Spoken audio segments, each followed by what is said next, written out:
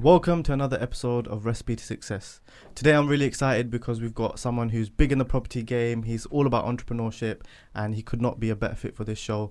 Jaz, how you doing? You okay? Bro, I'm blessed, man. Thank you so much for having me here. Thank you for coming on. Honestly, like I said, really excited. I think this one has been a little bit overdue. And I'm really keen to see how much value people can get from this. So for anyone that doesn't know who you are, because obviously I am aware of your personal brand, but some people may not be, give us a little bit of an introduction.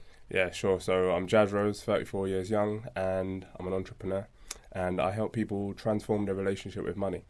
I feel like money is one of those things that it carries so much weight in our lives, and it has such an impactful influence over so many different areas of our lives.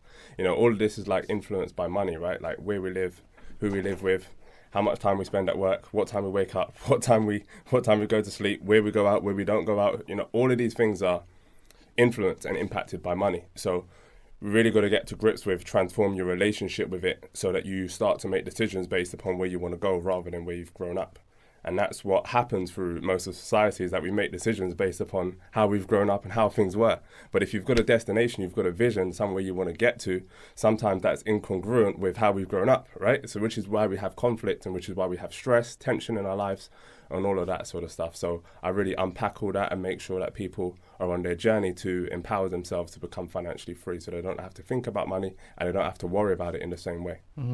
It's interesting for me because when I was younger, I think I went through that transition where, you know, not growing up in the best of environments, you might be smart, you might be ahead of, you know, your peers, but you still have bad habits or things that you didn't learn properly.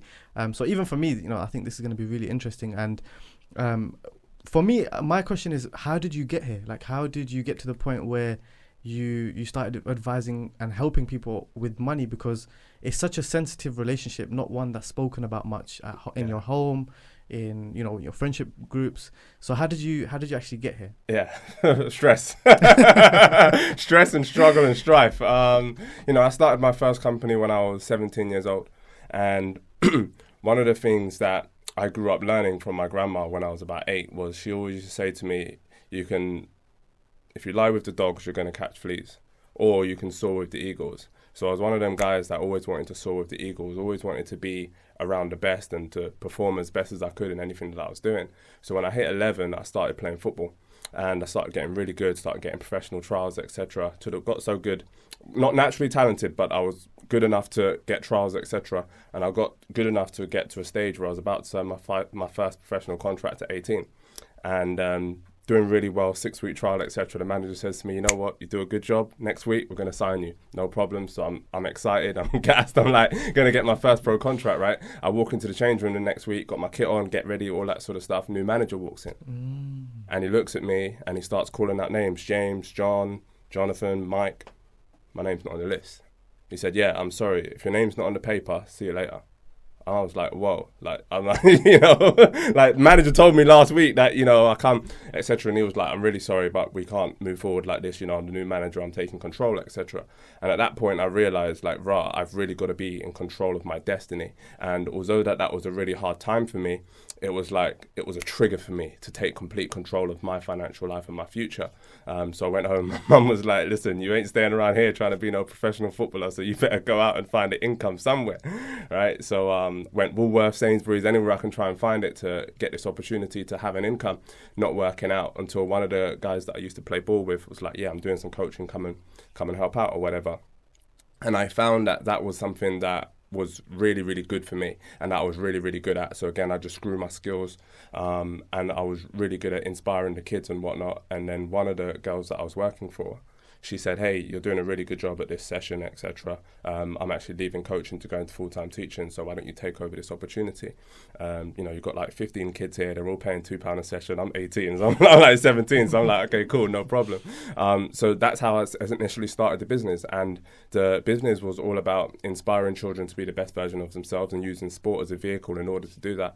And I got really good. Head teachers was like, oh, I'm going to tell another head teacher about you, I'm going to tell someone else about you. And over a 10-year period, we got big enough to be impacting 50,000 children every single week. Wow. Working across 150 schools with a £3 million turnover. So we took it literally from £30 a week to a £3 million turnover with 150 staff, etc. And that was literally the journey of that business. Wow. And that was a real genuine kind of direction, because you went through the hardship yourself in your own kind of regard, set up a business, and it was a real passion project. And that's something that I'm very keen on. So from that journey, what is the importance of passion? Yeah, passion is incredibly important. One of the things that I did early on in my journey was to record everything that I did. So everything that I did, I documented it, I wrote it down. So when new people came on, at first it just started with friends and people that I grew up with and stuff.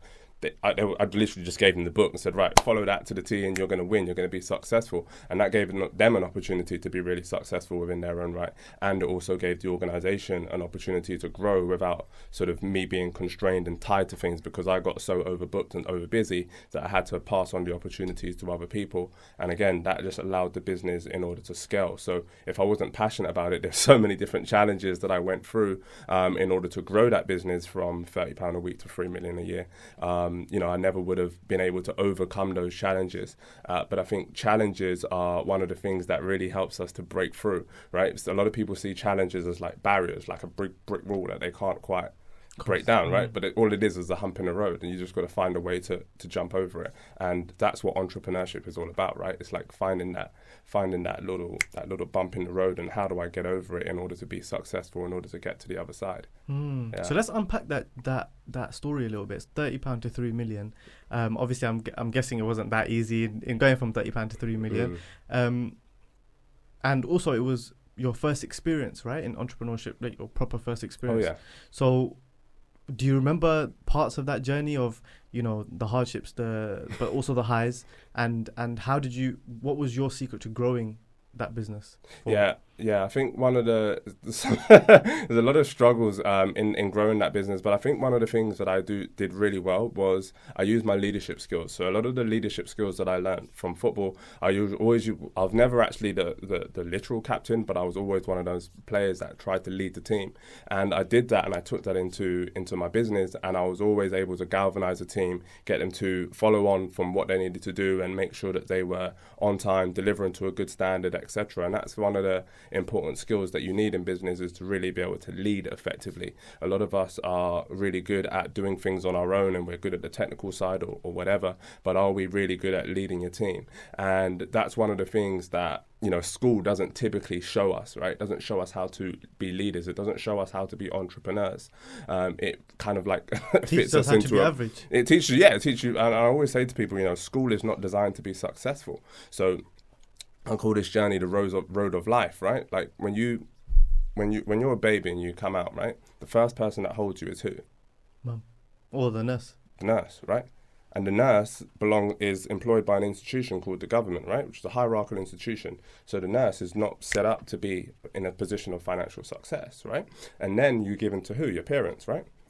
And your parents have gone through a similar journey. They've gone through school, etc. Another institution that's controlled by the government, not designed to make you financially successful. And then you go on to university, and then you have this wonderful world called debt, right? Like, pay us money before you learn anything, which is a kind of weird philosophy. But then you get into debt cycle, and then you go into the world of work, and you're like, okay, great, now I'm in world of work, and now I can earn an income. But who you're around when you're at work? Well, you're around a bunch of people that have grown up in that same environment that have poor spending habits, poor money habits, right? So then you start to copy, and you become influenced by these habits, and then you might meet a partner or someone special in your life, and then you're like, all right, cool, let's get married, right? Bang, another outlay, another incurrence of debt, right? Which is again holding us back from financial success in some way. And then boom, children come, more responsibilities, more pressure, and then it's like, okay, cool, now we need a bigger house. You get a bigger house, more financial responsibilities. By the way, your income might be going up gradually like that, but the debt is going up much faster, which is why like the system is set up like that in order for us to remain at a certain level, right? But it's and then it's like, okay, you've got the house now. It's like, right now, we just need like a break. We need a holiday, right? So then, like, let's spend 5-10 grand on a holiday. Stop. Right, it just doesn't stop, and you end up in this never-ending kind of recurring race in order to get to financial success, and never quite wondering why you're not at the space, like mentally, psychologically, where you want to be. And there's only 3 ways to break that cycle. right? Number one is you've got to get the knowledge, which is the seed, right? You get the seed of knowledge, and then number two, you plant the seed in the earth, right? In other words, you invest in the earth, property, business, stock market, whatever it is, right? Get the seed, plant the seed in the earth, and then the third thing, which many people miss, is to eat from the fruit and not the root, which is to eat from what the tree has produced, but not the root of the tree. You see, a lot of people start investing and then it's like, okay, cool, I've made a certain amount, and then they start chopping at the tree, right? But you've got to let that tree grow. You've got to let it harvest so that it continues to grow with or without your effort. And then once it reaches pinnacles, then you can start to peel from the fruits of that tree. Wow, I love that analogy. And it also applies to business, right? I mean, a lot of people, they get into business not knowing that revenue is not profit, and you can't just completely take from the business because the business is really a separate entity to you. Yeah. And sometimes you might be struggling, but the business shouldn't be. Yeah. And that's the only way you'll get anywhere long term. So that's really, really interesting. So you went from helping 50,000 children a week to now, I guess, dedicating a lot more time to just helping people. I'm guessing 18 to 35, really just helping them hone in on money. So let's talk about that journey, and what were some of the things that maybe you went through financially, or even just from a lack of awareness that inspired this to be able to help others? Yeah, sure. So got to a stage when I was about 27 and doing really, really well. Business is flying in its best position that it's ever been, at least from an objective standpoint. More staff than ever before, empowering more children than ever before. And it was a time when I was starting to take a step back, and I felt like I was getting somewhere. Like that you've got the business there, now you can kind of take complete control over your time. Anyway, it was about 2:00 on a Wednesday afternoon, and my chief financial officer phones me. And she says, Jazz, I need you to come into the office. I said, no, I'm far away. I've got things to do, etc. Right? Can't make it. She's like, no, it's really serious. I said, what do you mean? Just tell me on the phone. So she says, we can't make payroll this month. And I said, what on earth do you mean? We've been making payroll every single year, no problem at all, for the last 13, 14 years. Now I've empowered you to take control. Now it's like we can't make payroll. What's going on? So I had to go through a lot of stuff. I had to make a lot of phone calls, do a lot of stuff, move things around in order to make sure that we were made payroll and got everybody paid. But then my first instinct was blame the CFO, blame the managing director, blame the operations guy, blame the sales, blame somebody, right? But then I was like, nah, the only person that is in complete control of my finances is me. Right, so I've got to take full control, full responsibility. So that's when I started to really drill into the business expenses. See, again, what you were saying, revenue is not profit, right? So I'm starting to drill into every single expense. I'm starting to realize the amount of money that is leaking out of our bank account left, right, and center. It's in complete disarray, right? So I had to get all of that sorted. And one of the ways that I started to look at getting that sorted was to create a document, a spreadsheet that I personally created in order to analyze all of our expenses, all of our income, etc. I started to realize that we had, phone bills from 5 years ago that we were still paying for, subscriptions that we were still paying for, or, excess staff, all of that sort of stuff, which was kind of killing the profit within the business and killing the liquidity of it. So then I started to look and started to see all this stuff. And I said, well, if I'm losing money in my business, surely I'm losing money somewhere in my personal life too. So then I started to get really close and analytical about my personalized expenses, and I was like, bang, I'm in complete control of my financial future. And before that, I started learning everything that I needed to learn about A, teaching, and then B, business, right? But I never learned about money. And so many of us learn so much about business and growing the business and making it successful, making it look amazing, etc. But very, very rarely do we take the time to learn about money, which is the end product of where we're trying to get to, right? Yeah, and also it's not as accessible as learning about business, True. Or learning about general things in life. You can go to school, you can go to university, but money is it's such a problematic thing that people either have completely left or right opinions, and you just don't know where to go. So I always say, if money is a silent subject in our community, how do we ever expect to be successful with it? It's very true. If you want to learn to drive, right, the first thing you do is you speak to a driving instructor, right, somebody who's been successful as that. If you want to learn sport, you speak to a sports instructor, someone who's been successful at that, right? When you want to learn about money, well, who do you speak to? Most of us stay silent, but actually it's through those conversations that we're able to leverage. And through the conversations that I had with books, with friends, etc., really stepping outside of my my usual environment and speaking to different people about this stuff, I learned so much. And that's when I started to learn about financial freedom, financial independence. And I was like, wow, this stuff is all possible. Like, it's actually possible to to not have to worry about money, to not have to think about it in the same way again. It's actually possible to be able to live from your assets and just like live a joyous life and become the most fulfilled version of yourself without having to work. So now work becomes an option rather than an obligation. And that's just an amazing space to be. And a lot of people would assume that it's really, really difficult to get to that space. But what I do is I really break it down and simplify that process so that it becomes a really simple and organic process. Mm-hmm. Let's go into that a little bit. I mean, we don't want to give away too many secrets, but, kind of just the basics, because money is a thing where a lot of us think, I just need to increase my income, or I need to increase my money. But a lot of us, even if we do think we're going to tighten up our purse, it's still, okay, well, we're always behind, or, this, like you said, you have this one and then you have this one. And then we've seen it before, like people make $250 million and it just goes overnight or over a few years. Stress. So it is possible. And a lot of us can't even fathom that. Where does $250 million go? But it happens. So like I said, really, really interesting topic. It's a very, very common thing in our community and in our societies that the more you earn, the more you spend, right? And it just becomes a very natural, fluid and organic process. The more you earn, the more you spend. So you end up earning 200 grand a year and it's like, okay, cool, but I'll spend 195. Well, actually, over time, the person that earns 40,000 a year and spends 20 is going to be far much better off from a psychological and from a financial standpoint if that continues to persist, right? So then you've got to look at what percentage. And that you spoke about something very important, which is like, as soon as we look at money, we look at just increase your income, which is exactly where I was, right? Just increase the income. Also where I was. Right, but that can get you into very deep water if you're not very, very conscious about where your money is actually going, right? So you've got to look at what is your savings and investment ratio. That's one of the things that I talk about a lot. That's like the first kind of thing that you need to be alert on your money. Like, what percentage of your income are you saving and investing for your future? Because the government's not going to do it for you in the way that you want them to, and your parents might probably not going to do it there's no point kind of like waiting around for external influences outside of you in order to empower you to be financially fit, right? So you've got to look at what's your savings and investment ratio. Number two, you've got to look at, okay, so what is my net worth right now, right? A lot of people talk about income, money, and that's the first thing that we think of is income. But what about your net worth? Net worth is incredibly powerful, which is your assets minus your liabilities.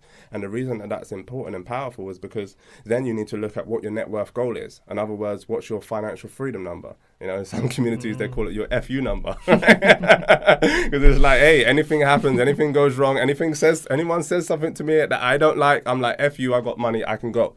Right? I don't need to be here. So you've got to calculate what that number is in order so that you can leverage and start to accelerate towards your financial independence so that you become independent of any external forces, jobs, people that you don't like, whatever, and you just be in complete control of your financial life. For me, I think one of the hardest things is kind of detaching yourself from social media, because social media is a big part of why we want more. Instead of being realistic and being smart about things and putting investments on the side or savings on the side, we decide to spend every single penny that we earn, either to put up a lifestyle or to deal with whatever we're going through. But one of the things I'm curious about from your perspective is, do you think that when you come from a disadvantaged background, that naturally not only do you not know about money, but you have this desire to always want more because you never had it? Do you think that's part of it, and it's unwiring certain parts of your brain to actually make a change for the future? I think accessing a high level of income is extremely powerful and important, right? And when you come from a certain environment, a certain background, it triggers certain mechanics in your brain that you need to unravel, right? One of the triggers that I had in my mind, and a lot of people will have as well, is that when I grew up, I believed that if you have money, you cannot have time.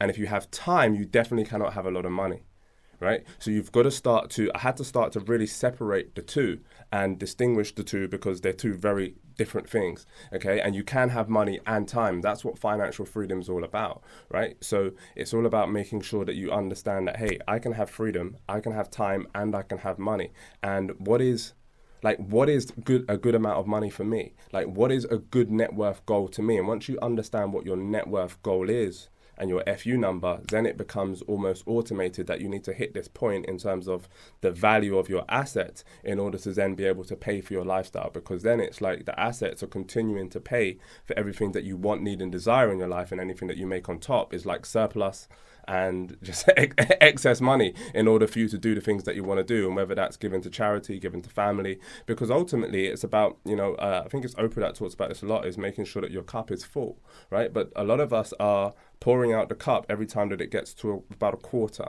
Why? Because we're not comfortable with money. We're not comfortable with having money sitting in our account or in our investment fund. So it's like, okay, cool, what's the latest label? What's the latest this? What's the latest phone? What's the latest, right? And it's a constant, but if you get to a point where your cup is always flowing over, then it's like you can give as much as you want to give because your cup is always overflowing, and you know that your cup is always full. It's a little bit like that saying when I say eat from the fruit, not the root. Your cup is always full anyway because your investments are there and they are secured. So that's the race, right? A lot of people think that the race is to build to a certain income level or whatever, and that's part of it. But a bigger part of it, and a much more straight and linear process, is to look at, okay, so what's my savings ratio? What's my net worth now? What's my FU number? How quickly can I get there? Wow. I'm literally just listening and trying to take notes mentally. Yeah.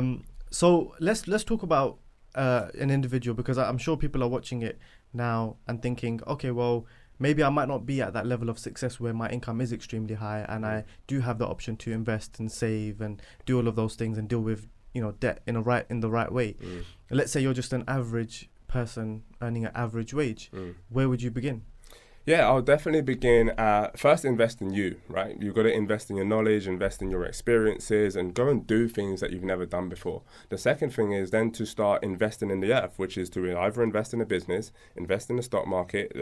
I usually talk about index funds a lot, or you invest in property, right? You choose one of those three, or there's other things that you may be influenced by that you're akin to, that you want to invest in, then go for it, right? But you have to invest, and you have to invest for the long term so that you start to set yourself up for financial success. And a lot of people think, oh, well, I'm on a low income, and I don't know if you've seen my Instagram, but I break down a lot of simplified stories, and I say, well, if you're making like 30,000 a year, this is what I would do, right? And it's a very, very simple process in terms of, okay, investing, putting the money aside, and just like, okay, well, after 60, you're going to be a millionaire. And they're like, what? They're like, how does that work? It's like, all right, Paul, invest £500 a month and you're going to be a millionaire in the next 30 years. Guaranteed, right? Not guaranteed, but like very, very... Calculated risk. Yeah. Very, almost very, very certain. If it's not 60, it might be, you know what I mean? But it's around that point based upon historical evidence and sort of all of the data that shows that. So it's very, very simple to become financially successful. But because most of our minds aren't attuned to it because of what we've learned through school, through our environment, etc., we just need to unravel that in order to set ourselves on the journey. So what I say is that like the income is simply to accelerate you to this point of financial freedom so that you can do what you want, when you want, with who you want, and you're not controlled by money or anything else that's external to you. So let's talk about now one of the biggest parts of investing that I guess you're very fond of, which is property. I think majority of people would agree and say, property is a great investment. So I want to have that conversation of both sides, because there is a small minority that say, okay, maybe instead of property, I should do something else, or maybe property isn't as good in 2021 compared to what it was.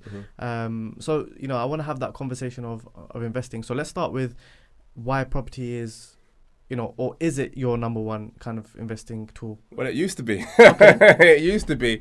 Again, it's about hitting that point of capitulation, right? The point where you say, all right, cool, I'm set. I know where I'm at, and I've hit a certain target, right? So I started investing in property when I was 23 because it was all I knew. Right? It was all I knew, and the journey of it was I was on the phone to a potential client.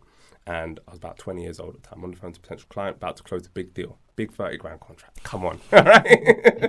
And then as I'm on the phone, I'm saying like, okay, cool, you happy to send the contract over in the next 7 days or whatever? And all I heard from downstairs was doof, doof, doof, doof, doof. my stepdad's blazing Beres Hammond downstairs. And I'm like, yo, this is not the right time, right? So anyway, now, so that triggered me, and I was like, know what? I need to get my own space. I need to get my own office, and I need to get my own house. So in order for me to save money and to do things the way that I want to do it, I'm going to have my office in my house. So that was a trigger for me in order to really start saving money, putting money aside. And I saved pretty much 50% of my income between the ages of 20 to 23, saved up 75,000 at that time and invested in properties. That was the first start to it. And then over time, I started realizing that, hey, this is kind of working, right? One of the things that I did in my property, I had three-bedroom house, right? 3-bedroom, semi-detached. And I slept in the second living room downstairs. That was my bedroom. And then I had 3 rooms upstairs, 1 for the office, rented out 2 rooms, okay? So I rented out 2 rooms, what was it? Just 500 a month, 450 a month at the time, right? 900 quid a month total. And the mortgage was what? £1,000 a month. So it's great. So essentially, you're living for £100. I was on the verge of, and if I was paying office costs somewhere else, it would have been more expense. So, you know, it was saving me a lot of money. In fact, in essence, I was almost living in the house for free. Mm-hmm. And again, once I saw that, I was like, I can do this again, right? I can do this with another property. So then I started learning about this process, and then I bought another property, and then after a couple of years, I bought another one, and then it just kept on scaling and growing from there. So I was just like, you know what? I want to keep saving and investing my income so that I can build this portfolio and build the lifestyle that I want. But another thing that you can do is, you know, if you don't think that property is right for you, or you think it's too much hard work, and it you know, to and fro, depends what kind of personality you are, right? But the other way to do it is just a very simple path to investing, which is through the index fund, and it naturally grows because you've got hundreds of millions of people working hard for your money every single day, and you just put that into the index fund, and index funds does its work and continues to grow and compound for you over time. Let's educate people a little bit on maybe index fund, because it might not be as straightforward as you know, the concept of property. Is that your number one investing? I wouldn't say number one. I would say it's where I'm investing now. So one of the things, like, you're top on the top of your list right now. Yeah, right now that's where I'm focused on investing, because I want to liquidate a lot of my cash. Right, my cash property is great. Again, I mean, it produces an income for me, but I want to have liquid cash that I can pull out as and when I want, because I'm at that stage now of more, what's the technical term for it? Like financial deceleration now.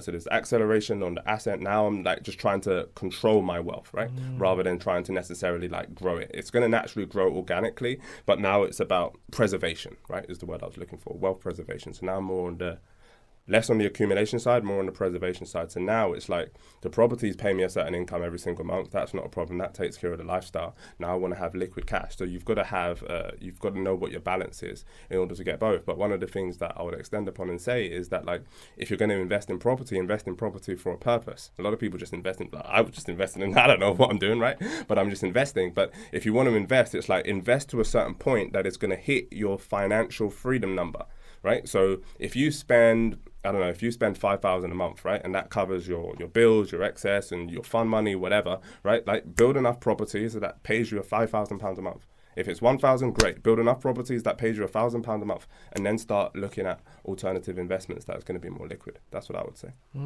And you know, from a business point of view, from an entrepreneurship point of view, I want to kind of switch gears a little bit. Investing obviously is the key to wealth, but a lot of people do want to build a business that, you know, is successful for many years to come, that may not be almost a silent form of investing. They want to be more active like you were and build, you know, £1 million business. So from your journey, what are some of the things that you can advise some of the young viewers that, you know, maybe they've never had a business, or maybe they've had a business and it hasn't gone their way? What are some of the key things that you learned in your journey that you can advise to others? Control your money. First and foremost, control your money. Always be in complete control of that. And look at your business from a long-term point of view. One of the things that I didn't understand when I was younger, although I knew it, I didn't fully understand it, right, is that you build a business to sell it. That was weird to me. When people started telling me this, financial advisor was like, yeah. I always thought you grow the business until you're 90 years old or whatever, pass it on to your kids if they want it, right? But that's actually a not necessarily a financially sensible thing to do. It might work for some people, like, fine, not a problem, but it's not it's probably not the best move financially. The reason being is because you can sell your business for a lot more than you can generate from it, right? So what a lot of people do is actually they grow the business and then they sell it and then they stay out due to contract clauses for a couple of years and then they go and start again if they want to, which is a lot more financially fruitful because, EBITDAs and all this sort of stuff, you're able to, once you sell your business, typically sell it somewhere between like 3 to 5 times its profit annually, right? So then you can just pull that out, chill out for a couple of years, take it easy, right? And then you can go again if you want to, but that gives you the time to raise a family, read books, travel, leisure, etc., and do all the things that you want to do rather than constantly being in this grind mode that never seems to end. What's your ultimate goal? My ultimate goal is to empower the people. It's no longer about me. It's all about empowering and inspiring other people. And that starts with me. Then it goes on to my family, and then it goes on to my community, and do as much as I can in order to empower and influence people in a positive way. Mm-hmm. Yeah. And what are some of the biggest challenges? Because I'm guessing you speak to a lot of people of all ages that probably come to you and asking for advice. What are some of the biggest challenges that you find from their journeys, or some of the most commonly asked questions? In terms of business or in terms of money, or either or? I feel like a lot of people are stuck on things that happened in the past. And the thing about the past is that you can't change it. So one of the things to consider is that what you cannot visualize, you cannot actualize. So you've got to start to put yourself in different environments that are going to help you to succeed, that are going to pull you away from, for a period of time, the environment that you're constantly grown up in. It's not to separate yourself from it completely, but it's to give you a different point of view. It's to give you a different perspective that's going to give you a significant advantage. Let me give you an example. I met a guy a few years ago. And once I started talking to this guy is financially free, multi-millionaire, really successful. And at the time he was 29 years old and I was about 31. And I was like, how on earth did he do it? Like, what is this, right? And after we got to know each other and whatnot, he invited me to his house for his daughter's birthday one time. When I pulled up to the house, I looked up and people were going in and stuff like that. I stayed outside the house for 20 minutes and I was going, how on earth did he do this stuff? This is amazing. This is the kind of house, this is the kind of environment that I want to live in, right? And his house was far away from London, like way out in Kent and stuff like that. And I was like, it's a trigger. I can create this for myself. I don't know how to do it yet, but I can create it. So what I'm saying is when you start to pull yourself out of your existing environment and start to explore new things, new environments, new people, then you're going to be open to and exposed to new opportunities, right? I have a friend. One of the things that he said to me was, I became successful because when I was 21, I used to go to some of the best hotels in London. I had no idea what I was doing. I had no business plan, whatever, but I used to go there and I used to just like have lunch for the cheapest lunch that I can afford. But what I used to do is I used to eavesdrop on conversations. And when people used to talk about property, I would go, oh, okay, you're interested in property, bang, bang, bang, bang. I've got a property business, this is what I do. And then you start exchanging details. He said through that process, that's when he started his estate agency when he was 21. And then that's what led on to so many different business ventures that he's got onto. Why? Because he grew up in a rough environment. You know, he often talks about how he grew up in one of the roughest environments in London, but he had to expose himself to something completely different. He had to expose himself to a new set of people with a new mindset in order to empower himself to say, actually, there's a lot more that I can do. Actually, where I'm from, 100 grand is a lot of money. But where these guys are from, that's just like scraping the water, right? So once you start to think about money differently, you start to think of your income differently and all of these different things that you can do, then it's like, oh, triggers, you can do all this stuff. It takes the same amount of energy and effort often to make 100K than it is to make $1 million, right? All it is some extra numbers on the end. And oftentimes, it's just the mindset that says, oh, I'll tell you what, like, I'm good with this amount, right? But you have to start to put yourself and expose yourself to different environments in order to elevate your mindset and have your body, your DNA, your mindset, in your internal psychology know that there's something else out there for you that is available if you just allow yourself to access it. It's really interesting that you say that because it's actually a thought that I've been having quite a lot recently, which is it possible to be the best version of yourself or to reach the highest success that you dream of in the same environment that ruined it for you in the first place? You know, so like, let's say, for example, you've come from a difficult background and, you know, you're living in maybe the roughest areas of London. you know, is it possible to really reach those multi-million pound numbers when you're stuck in the place that gave you the disadvantage in the first place? It's possible to reach them, but you have to step outside of your environment frequently in order to give yourself the most advantage possible, right? Because you have to be exposed to things that are outside of your internal environment. Your internal environment, listen, what is it? 75% of what we do is habitual. It's not even conscious, right? It's unconscious. You wake up in the morning, you brush your teeth, it's unconscious, right? You just do it, it's habitual, right? So 75% or about that amount is habitual. So you've got to start to break the patterns. You've got to start to break those habitual patterns that are already there in order to create some new ones that are going to accelerate you to financial freedom. Here's the thing. If you grow up around, if every single one of your friends makes 500 grand, you're going to be next, right? like normal, right? So when I started hanging around with people that were making a lot more money than I was, listen, when I grew up, I always thought like 100 grand. Give me 100 grand, I'm set. Like when I was 17, I was like 30 grand. If I can make 30 grand a year, I'm good, right? That's my comfort level. And then I hit 21, 22, 23, I started building a bit more. So if I can hit 100 grand a year, I'm good, right? I don't need more. And that was for a period of time, that was my ceiling. And then I had to turn that around, and I started meeting people that are making 100 grand a month. And I'm like, okay, cool. Now it's the floor. Now you're just getting started, son. Now is a whole new elevation. There's a whole new awakening that's available. I just had to expose myself to different people and different opportunities and give myself access to it. What do you think is the best way for us to understand what our number is? Because I'm sure there's a lot of people that maybe they don't know. They're a bit confused of where to start. Great question. Your annual expenditure multiplied by 25 years. Wow.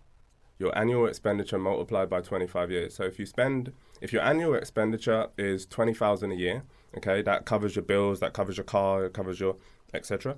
Okay, cool. Then multiplies 20,000 by 25 years, that's 500,000. That's your freedom number. Once you have the 500,000 invested, you can now withdraw 4% of that 500,000, which is 20,000 every single year, without ever touching that 500K. How does that work? Well, the stock market typically goes up 10%. Right? Historically, it's done it for years and years, right? On average, 10%, bang. So now you're able, but what about inflation? Inflation, 2 to 3%. So let's knock off 3% for inflation. Now you've got 7%. And then you've got 4% that you can pull away, and then you've got a 3% margin. Why? For market fluctuation, market goes up and down. You never quite know when it's going to go up, when it's going to go down. So you leave that 3% in there in order to secure your wealth. So this is where we talk about eating from the fruit and not the root, because then I can withdraw that without ever touching that 500K. If your expenses are 40K a year, bang, that's £1 million. Okay, so you get to £1 million invested, and it's not that difficult to do once you start investing in property, refinancing, all this sort of stuff. You then pull out that 40K every single year, and you never have to touch the principal. They did a study on this, and they found that 98% of the people that withdrew 44% of their income every single year never had to touch the principal. Proven, statistical, it's data. It's crazy, but most people would never even understand that or even have the opportunity to learn that. Absolutely. So that is like the baseline number of where we need to get to in order to become financially independent. I hope you guys are taking notes on this one, because a lot of value. I'm going to watch this back and definitely do the same. Finally, I want to talk about debt and credit and leverage also. I think most people, especially in the UK, debt is a word that they don't like to use because it's got negative connotations to it. Maybe they've got a lot of money that they owe. That doesn't make them feel too comfortable. But then there's the other side where, you know, it's a lot of wealthy individuals, they know how to leverage debt, and then they know how to use that to multiply their money. So let's start with, you know, just a conversation of debt itself and, you know, how and where you utilize that. Yeah, you touched on something quite powerful, Humza, which is like a lot of wealthy people use debt in order to leverage, right? So there's two types of debt, right? There's debt that is for leverage, and debt that is more like consumer debt, right? That's like your credit cards, your loans, etc., right? So here's my philosophy on debt, is that if you have debt that is always covered by an excess income, good debt, leveraged, right? Because I've taken that debt out, and the house or whatever, the mortgage is £300 a month, but I'm bringing in £1,000 a month. Okay, good. Leverage debt. Okay, great, fantastic. But when you talk about consumer debt, when you talk about non-leveraged debt, that's when you reach a tricky space. Now, a lot of wealthy individuals have reached a point in their lives where they really understand this stuff and they've done it so long, so well, and they've made so many mistakes and come through on the other side that they know how to manage this stuff successfully and still maintain and manage their wealth. That's absolutely fine for them. 90% of society don't understand that, but what they do is they copy what the wealthy individuals do, and then they start leasing cars, they start then they start buying things on credit cards that they don't need, they start doing all of this stuff, consumer debt, right? And you know what it looks like on the paper is typically it's double, right? Once you start to really analyze what they're charging you. So yeah, so you've got to get out of the context of consumer debt, get away from that, and then use money in order to create leverage debt that's going to give you an advantage in life, right? I think that's the distinction that people need to understand, and not just use debt to consume stuff, because that's actually your net worth working in a negative way. That's actually your money working in a negative way. It's compound interest working against you. That is holding you back from your financial freedom. That is holding you back from your financial success. So you've really got to clear that out of your life in order to start making money on the other side. There's no point having there's no point having debt that is 10% on a car and then you're earning 10% in the stock market. It kind of just cancels each other out, right? So you want to get to a space of financial wellness, financial consciousness in your life where you're like, okay, cool, clear the consumer debt. And if I'm going to use debt, I'm going to use it where it's actually paying me every single month and it's paying me more than what the debt is costing me. Mm-hmm. And from your perspective, how do you start with leveraging debt to a level where, you know, for example, the Asda brothers, they bought Asda all on leverage, pretty much all on leverage, billions of pounds. The average person can't understand that, or can't even understand where to go to do that. So let's talk about that a little bit, of the higher level of leveraging debt. So like investing and stuff? Yeah. Right, cool. So you can invest in property. In 2019, I made one of the best decisions of my life, right? I went up to Sheffield and I decided that I wanted to buy a property in Sheffield. And the estate agent was there. She was showing me around and everything like that. And I needed some money in order to invest. I didn't have all the money that I wanted, right? Or that I would need to buy this property. And then the estate agent said, "Come on, Jazz, I've got to go, got to leave," right? And then I looked down at my watch, and I had my Rolex on. So I'm like, "Oh shoot, I can afford this property right now." I said, "Right, here's my offer. Take it away, accept it, whatever," right? So a couple of days later, I got the offer accepted. And then I was like, right, now I need to make the money, right? So then sold the Rolex, got, the Rolex was like 12 grand, got like 11.5 grand back for it, no problem. Sold it and then bought the property, right? Bought the property. The property now pays me £900 every single month, right? So now if I wanted to, I can, and it's gone up at least 50k in value, if not 100k in value, right? It's about to be valued soon.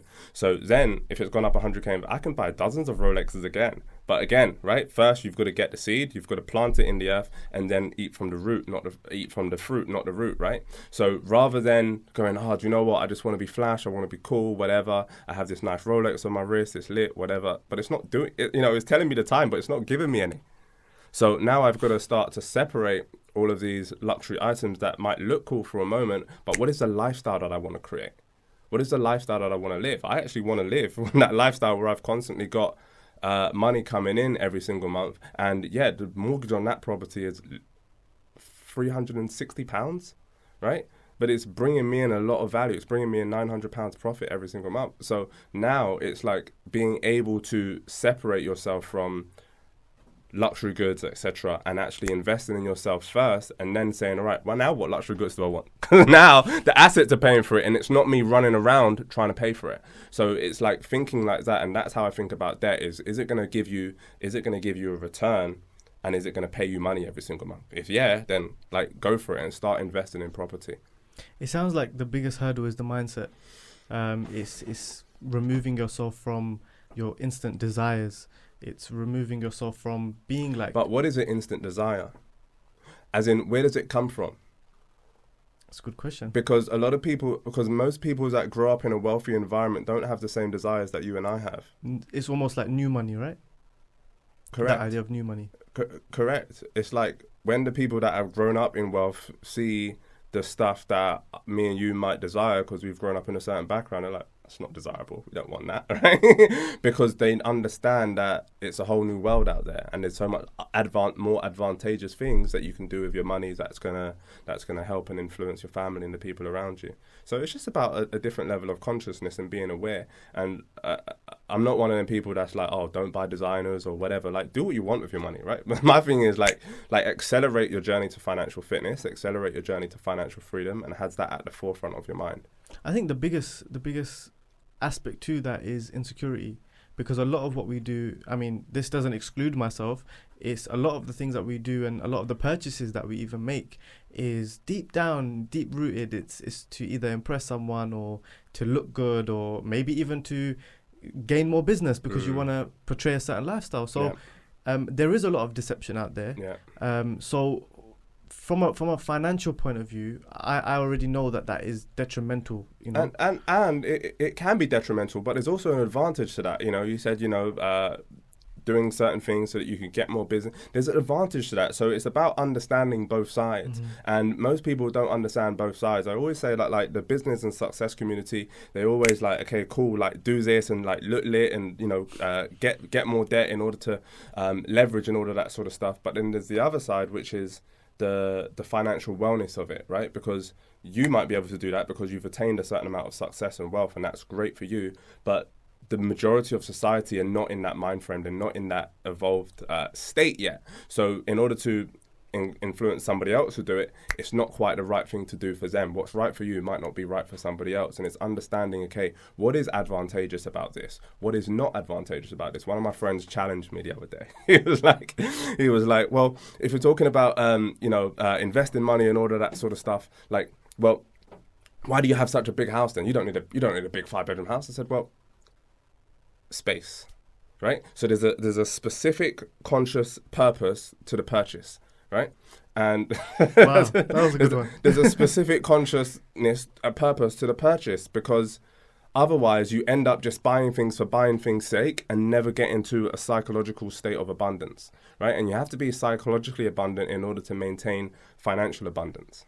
A lot of people just want financial abundance, but they don't have abundance up here, which means that they get to a stage of financial abundance, but in time, they either lose their mind or they lose their soul or they lose their money, or they lose all three, which is a problem. So it's finding the balance, right? Because there's certain things like a prime example is one thing I love to do is either go to the gym or, go to a spa, right? And mentally, I find that helps me a lot. It helps me make better decisions. And I'm willing to spend a little bit more on a good gym membership than, an environment where I'm not very comfortable. Yes. Because I feel like that will make me more money, essentially, and it will make me more content as well. Yes, and it will elevate your mindset. Yeah, so it's powerful, really, really powerful that you said that, because it's really about understanding both sides. What is the advantage of this purchase? What is the disadvantage? Does the advantage outweigh the disadvantage? If yes, then go for it. If no, and you're really conscious and clear about that, if the answer is no, then don't purchase it. Wow, honestly, one of my most favorite conversations, because I went through it myself, earning money, coming from nothing and then earning money and not knowing what to do with it and just fulfilling all of those desires, and then going back to nothing and building a business and learning all of those things along the way. So for me, it's definitely a conversation that's very close to my heart, and I think a lot of people can benefit from these conversations. So I encourage, have these conversations with your loved ones, have conversations with, professionals like Jaz, because once you start having those conversations, that's when your behavior will change, your environment will change, and your end goal will change. Because if you don't make these changes today, who knows where you'll be. Absolutely. So we're going to have a bit of fun now, because we've been very serious, a lot of value to give. But maybe some people do want to know Jaz a little bit more personally. Perfect. So we're going to have our rapid fire questions. So just answer the first thing that comes to your mind. And that's it, really. Let's go. Night in or night out? Night in. Pepsi or Coke? Pepsi. Money or love? Love. Laundry or dishes? Dishes. Coffee or tea? Tea. Your favorite city in the world? Maybe London. That was the first question that you were thinking. Nice car or nice home? Nice home.